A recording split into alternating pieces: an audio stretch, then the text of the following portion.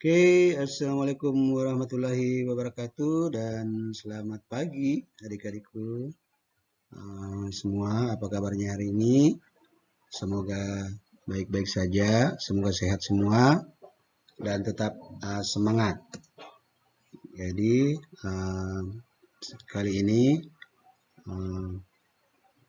Pak Guru akan menjelaskan materi tentang pembiakan tanaman secara vegetatif. Kalau semester lalu kita sudah membahas tentang pembiakan tanam secara generatif, maka untuk ini kita membahas tentang pembiakan tanaman secara vegetatif.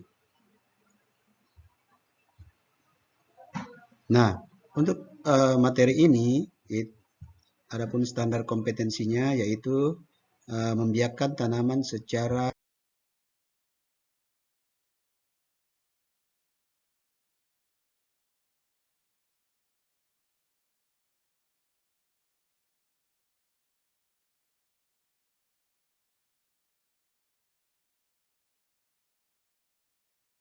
indikatornya itu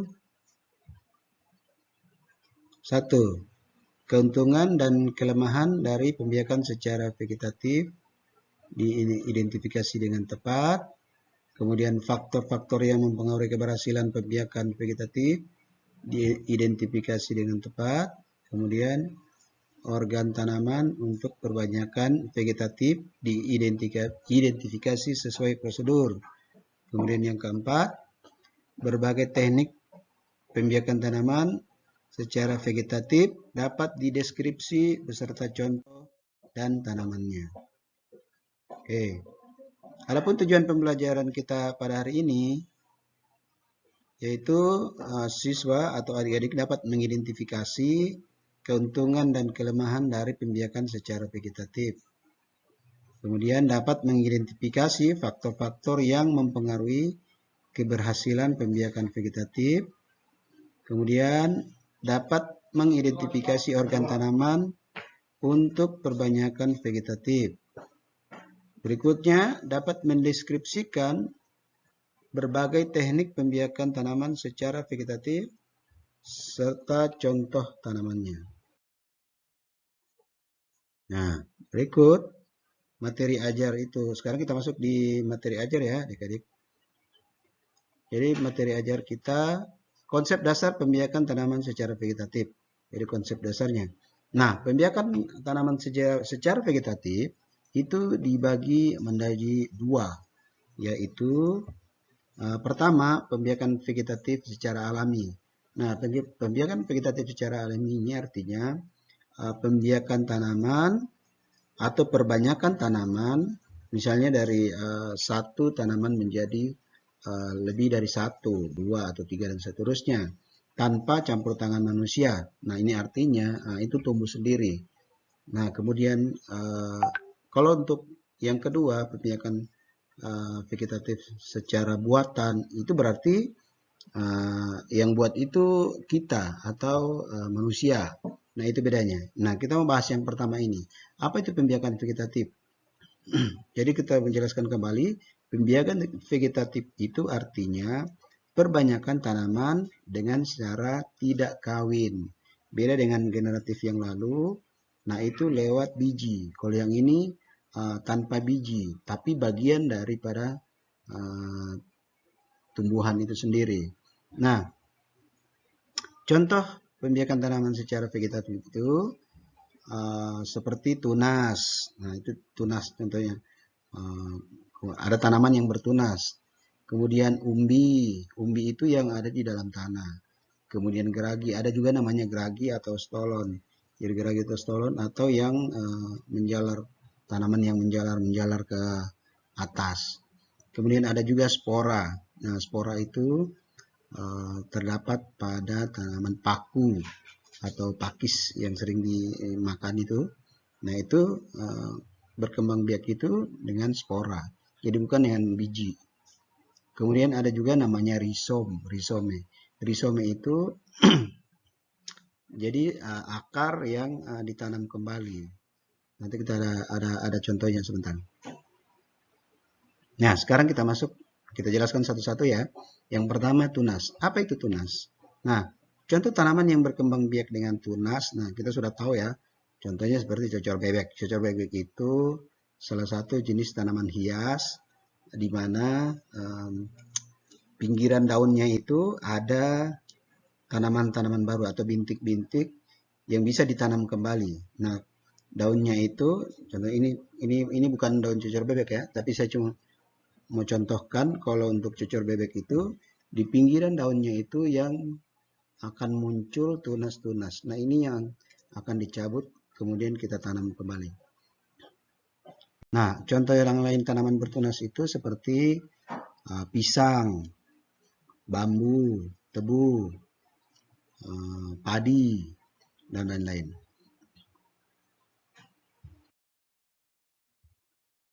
Lanjut, berikutnya adalah umbi. Nah, umbi itu contoh tanamannya, nah sudah saya jelaskan tadi, umbi itu yang ada dalam tanah. Contoh tanaman yang berkembang biak dengan umbi itu ada dikelompokkan lagi tuh, seperti umbi lapis. Kenapa disebut umbi lapis? Karena umbinya berlapis-lapis. Contohnya bawang merah atau bawang bombay. Nah, itu karena dia berlapis-lapis. Kemudian ada juga namanya umbi batang. Sorry, bukan bantang ya, batang. Contohnya kentang dan ubi jalar. Semua sudah tahu kentang ya. Dan ubi. Ubi jalar itu batata. Kemudian ada juga namanya umbi akar. Umbi akar atau wortel. Contohnya wortel. Wortel itu nama lain di sini akar kuning. Kemudian ada juga namanya geragi atau stolon. Geragi atau stolon. Nah, contoh tanaman yang berkembang biak dengan geragi, stroberi. Jadi stroberi itu tumbuh, kemudian nanti akan ada memanjang keluar. Nah, setelah memanjang akan tumbuh lagi, tunas baru di ujung. Seperti itu. Nah, nanti itu yang akan dipotong untuk ditanam kembali. Kemudian ada yang juga contohnya itu rumput teki. Rumput teki itu yang banyak sekali di lahan-lahan jadi gulma. Jadi kalau kita cabut, di dalamnya itu ada seperti akarnya yang panjang-panjang. Nanti dia akan tumbuh lagi di sana. Jadi kalau kita cabut, biasanya yang lain itu tercabut semua. Kemudian spora. Nah, ini yang saya jelaskan tadi. Itu pada paku. Tanaman paku ya. Tanaman paku itu di daunnya itu jadi spora itu dia ada di belakang daun. Jadi bukan permukaan ya, di bawah permukaan daun. Dia akan ada seperti bintik-bintik di bawah. Nah, nanti dia kalau sudah kering, kemudian terlepas, nah itu yang akan tumbuh menjadi tanaman baru atau paku yang baru, pakis yang baru. Kemudian ada juga lumut. Nah, lumut itu kita tahu yang ada di batu-batu. Nah, itu akan dia punya kalau dia kering itu dia jadi spora. Nah, itu juga akan bisa berkembang biak dengan spora itu. Kemudian juga ada namanya rizom atau akar tinggal. Kenapa disebut akar tinggal? Karena yang ditanam itu akarnya. Jadi dia tanaman baru itu muncul dari akar. Contohnya lengkuas. Lengkuas itu apa ya namanya? Nah, atau jahe atau geraka. Nah, itu yang ditanam itu akarnya yang dipotong-potong setelah keluar tunas, kemudian dipotong itu ditanam lagi. Sama dengan kunyit atau kuning. Nah, itu berkembang biak dengan rizom atau akar tinggal. Oke, lanjut. Nah, tadi sudah pembiakan secara alami. Sekarang kita masuk pada pembiakan secara buatan. Pembiakan tanaman secara buatan yang akan kita pelajari ini ada beberapa jenis atau macam pembiakan secara buatan. Yang pertama cangkok. Jadi hampir semua kita tahu cangkok ya. Bagaimana itu cangkok? Seperti apa modelnya? Jadi yang cangkok itu tanaman yang dikupas dahannya. Setelah dikupas, kemudian dibungkus dengan media atau ada campuran tanah atau sabut kelapa, kemudian diikat dan dibiarkan selama kurang lebih 1-2 bulan. Nah, setelah keluar akarnya, baru dipotong, kemudian dipindah.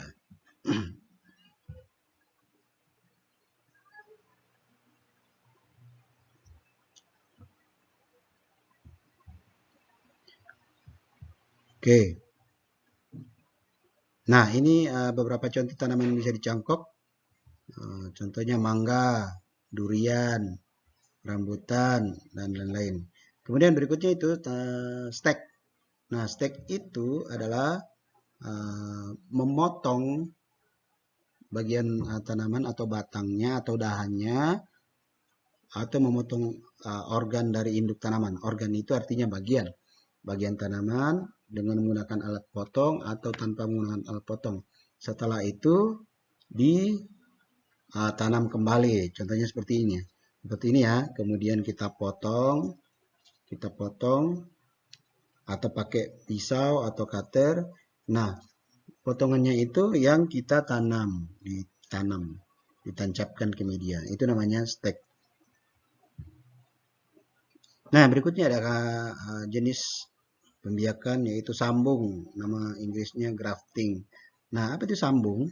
Sambung itu jadi menyambung dua tanaman yang berbeda. Jadi disambung ya, disambung. Jadi dua menjadi satu, disambung. Contohnya seperti bunga kertas. Banyak orang yang menyambung bunga kertas. Jadi di bawahnya warnanya beda, di atasnya warnanya beda. Nah, kenapa seperti itu? Itu karena ujungnya disambung. Jadi tanaman itu bisa disambung ya. Kemudian, nah jadi sambung itu, grafting itu ada beberapa macam. Ada sambung samping, di samping, kemudian ada namanya sambung pucuk. Jadi kalau di samping berarti di samping, kalau pucuk berarti di atas. Kemudian berikutnya ada namanya merunduk. Nah, ini yang keempat ya maksudnya. Jadi merunduk itu namanya merunduk berarti merunduk. Seperti apa itu merunduk? Nah, merunduk dilakukan pada tanaman yang sulit di stek. Jadi tidak bisa di stek. Nah, caranya merunduk itu dirundukkan ke bawah atau ditundukkan atau dibengkokkan ke tanah, kemudian ditimbun dengan tanah. Nah, nanti lama-lama di timbunan tanah itu akan keluar akar. Nah, setelah keluarnya akar, di tempat itu kita potong, baru kita pindahkan. Ditanam di tempat lain. Nah, kemudian berikutnya ada namanya okulasi atau budding. Apa itu okulasi? Nah, okulasi itu nama lainnya adalah menempel. Apa itu menempel? Jadi menyatukan dua tanaman dengan cara ditempel. Jadi seperti ini dua, kemudian ditempel di samping. Nah, jenis tanaman yang biasa ditempel atau diokulasi itu contohnya coklat, kemudian mangga atau karet dan lain-lain. Jadi dua dijadikan satu. Ada ya ditempel di samping gitu. Nah, kemudian berikutnya ada namanya kultur jaringan. Ini yang keenam.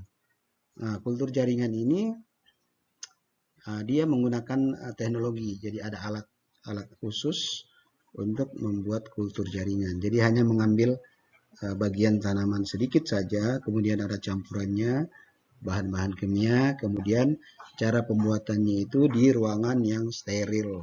Jadi tidak boleh ada bakteri atau kuman. Nah, kalau misalnya ada campuran bakteri, nanti dia tidak jadi atau rusak. Nah, keunggulan dari kultur jaringan itu adalah dia bisa memproduksi benih dalam jumlah yang banyak. Jadi banyak nanti jadinya. Jadi dalam cuma sedikit saja itu bisa menjadi puluhan, ratusan, bahkan bisa sampai ribuan.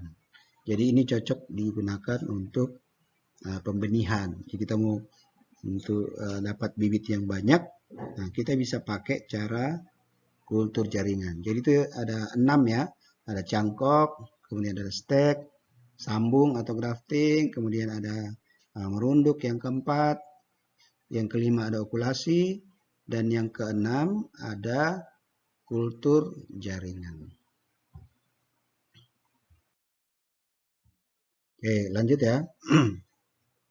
Jenis tanaman induk yang digunakan baik sebagai batang atas atau batang bawah pada okulasi dan sambung.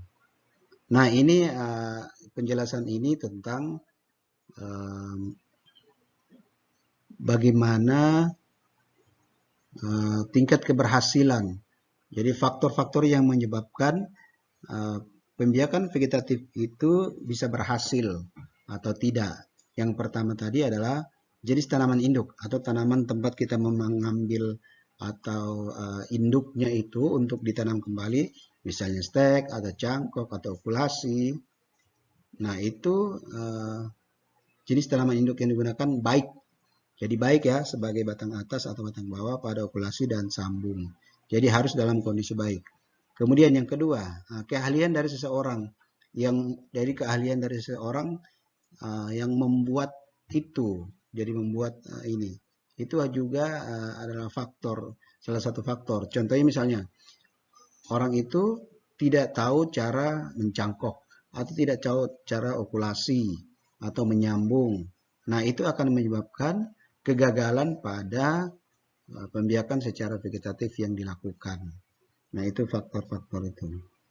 Kemudian yang ketiga, waktu pelaksanaan.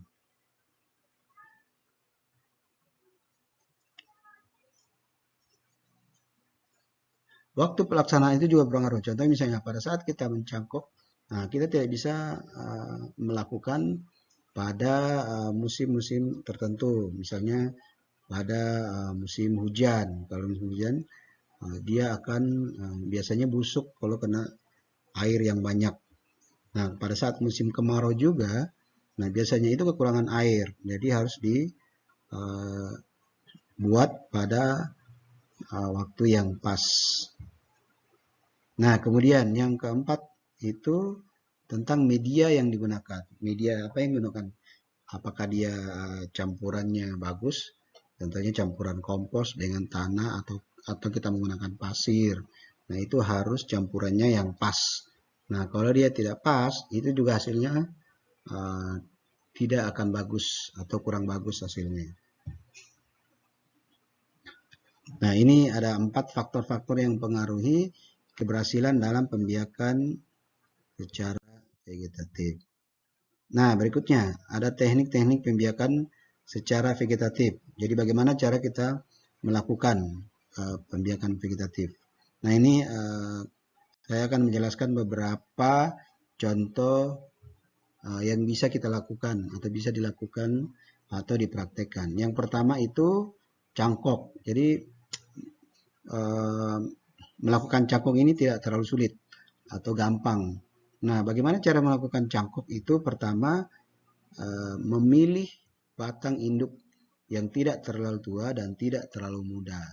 Nah, kalau misalnya kita mau mencangkok mangga, nah kita jangan mengambil mangga yang sudah tua atau sudah lama. Jadi sebaiknya yang umurnya yang sudah berbuah 2-3 kali, nah itu bagus untuk dicangkok. Kemudian cara yang kedua, setelah kita sudah menentukan batang induk yang akan kita cangkok, nah kemudian caranya kita kupas bagian batang itu dengan menggunakan pisau atau cutter. Jadi melingkar. Jadi kita kupas dengan jarak sekitar 5 cm. Jadi 5 cm, jadi 5 ya, 5. Kemudian dikupas atasnya dengan bawahnya, kulitnya dikupas sampai di kambium, sampai yang kambiumnya di kambiumnya. Jadi yang licin-licin itu harus dibuang semua. Dibuang, kemudian setelah itu kita biarkan selama 1-2 menit. Setelah itu kita oleskan dengan jet PT.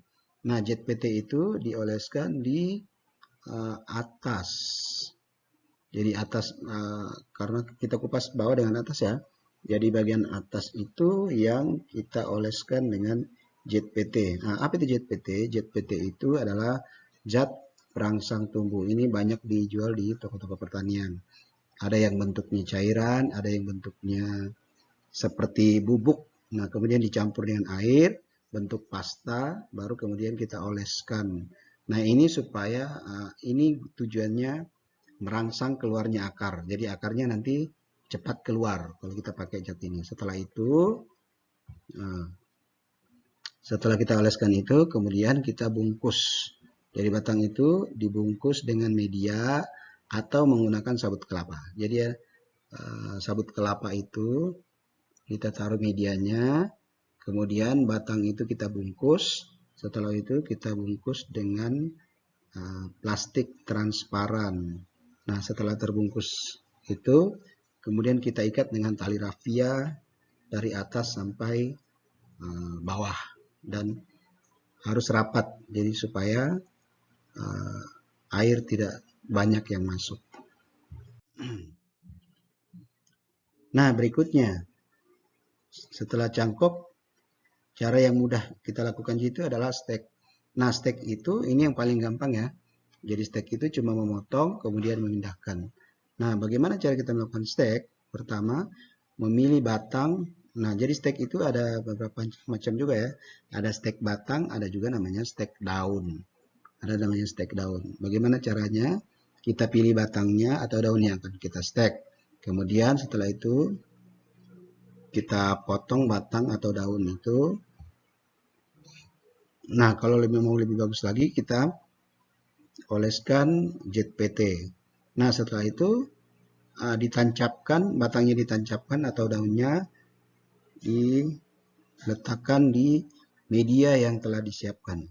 Jadi ini yang paling gampang ya. Jadi cuma dipotong seperti ini ya. Jadi cuma dipotong seperti ini, dipotong.